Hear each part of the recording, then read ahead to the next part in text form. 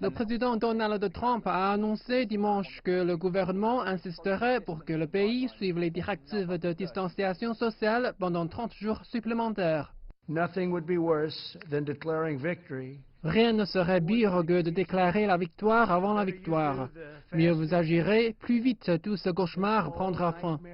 Par conséquent, nous prolongerons nos directives jusqu'au 30 avril pour ralentir la propagation.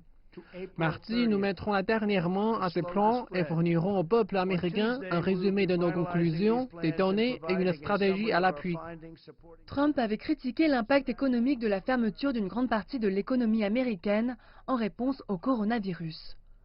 Les directives de distanciation sociale étaient de garder les enfants à la maison, de travailler à domicile si possible et d'éviter de se rendre dans les bars et les restaurants. Des millions de personnes restent à la maison et ne s'aventurent qu'au supermarché et pour aller à la pharmacie. Des millions de personnes ont perdu leur emploi car de nombreux États ont fermé les magasins dits non essentiels.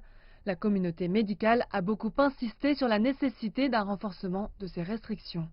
Le docteur Anthony Fauci, directeur de l'Institut national des allergies et des maladies infectieuses, estime qu'entre 100 000 et 200 000 personnes pourraient mourir des suites du coronavirus.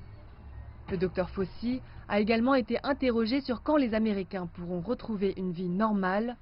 Il s'est dit favorable à une levée des restrictions, mais uniquement quand les conditions seront réunies. Si vous relâchez les restrictions avant d'être certain de ce qui se passe là-bas, vous aurez des ennuis. Je ne suis donc pas contre alléger les restrictions, mais il faudra le faire quand le moment sera approprié. Aux États-Unis, il y a actuellement une controverse politique qui fait rage quant à la manière de lutter au mieux contre le coronavirus. La communauté médicale exige des restrictions strictes afin de freiner la propagation du virus, mais de plus en plus, nous voyons des partisans du président Trump appeler à une réouverture de l'économie afin que les gens retournent au travail pour relancer l'économie américaine.